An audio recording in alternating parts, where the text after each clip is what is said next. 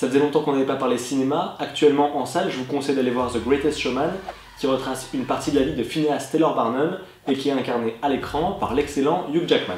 L'occasion de vous parler un petit peu de l'intrigue, mais surtout de la vie assez incroyable de cet homme. Aux États-Unis, ça a été l'un des précurseurs des cirques et de la publicité, mais avant toute chose, c'était un sacré businessman. On commence tout de suite.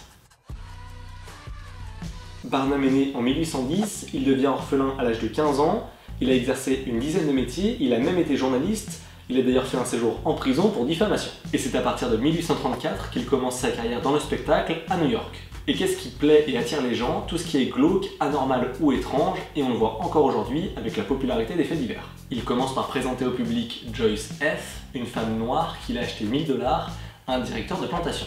Elle était aveugle, elle se disait âgée de 161 ans et qu'elle était l'ancienne nourrice du président George Washington. Bon, finalement, elle n'était pas immortelle, elle a fini par mourir et l'autopsie a révélé qu'elle avait plutôt aux alentours de 80 ans. Barnum avait ouvert l'autopsie au grand public, 1500 personnes sont venues y assister et ont payé leur place. Entre-temps, il s'est marié avec Charity, mais leur histoire d'amour est bien moins exceptionnelle que ce que le film peut laisser penser.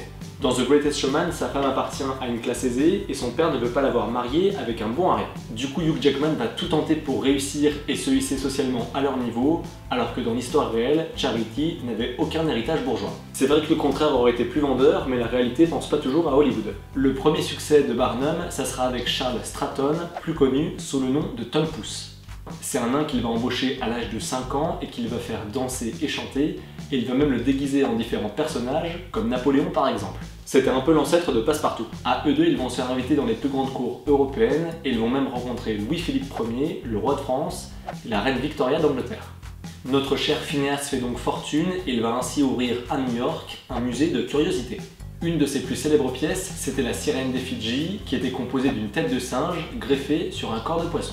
Il va utiliser tous les moyens de communication possibles pour faire connaître son travail, c'est pour ça qu'il est considéré comme un des précurseurs de la publicité. Il n'hésitait pas à grossir le trait, mentir ou déformer la vérité pour attirer son public. Peut-être qu'il aurait dû continuer sa carrière de journaliste. D'ailleurs, dans le film, après une mauvaise critique de la presse sur son spectacle, il invite les spectateurs à venir avec l'article en question pour payer leur place à moitié prix. Barnum va enchaîner avec un deuxième carton en assurant la tournée américaine de Jenny Lind, une chanteuse suédoise.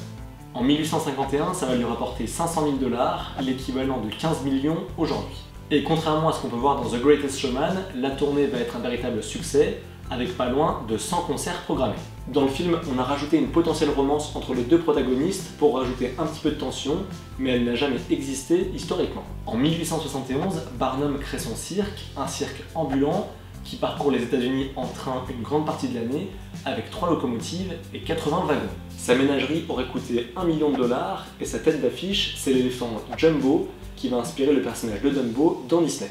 L'éléphant a été acheté pour 2000 livres au zoo de Londres, et il va attirer des millions de curieux aux États-Unis. Jumbo va finir tué percuté par un train, mais même avec le décès de son animal fétiche, Barnum va trouver le moyen de faire du business. En effet, Phineas va acheter Alice, une femelle éléphant qui partageait le même enclos que Jumbo, au zoo de Londres. Et il va monter un spectacle avec le cadavre empaillé de l'éléphant et Alice pour la présenter comme la veuve de Jumbo. Barnum n'a peut-être pas inventé le cirque, mais il a totalement révolutionné le genre en voyant les choses en grand, en très grand. Avec 3 pistes sous le même chapiteau, il pouvait proposer 3 spectacles différents en même temps.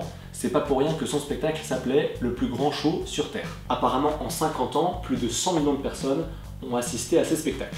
Son institution a perduré jusqu'en 2017, et encore aujourd'hui, le mot Barnum désigne un modèle de chapiteau.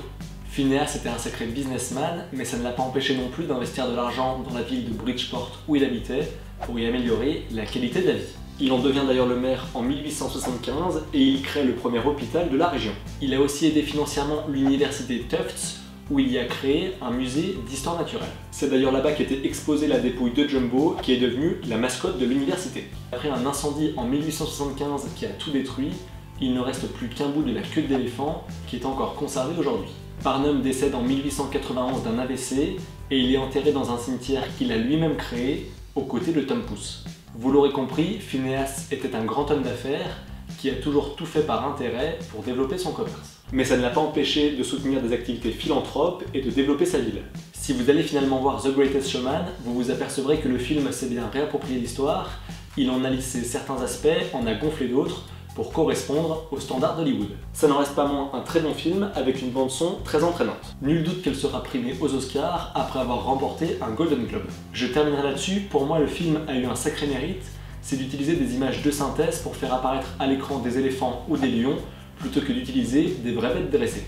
Alors que les cirques avec animaux sont de plus en plus contestés à cause du dressage et de la possible maltraitance, ce parti pris est plutôt louable. Allez, on en a fini avec cette vidéo. Comme d'habitude, vous pouvez vous abonner en cliquant par ici, vous pouvez me rejoindre sur Facebook et sur Twitter, les liens sont dans la barre d'infos, puis n'hésitez pas à commenter, liker, partager la vidéo si elle vous a plu. Quant à moi, je vous demande rendez-vous la semaine prochaine pour une nouvelle vidéo. D'ici là, portez-vous bien et tenez-vous informés. Ciao.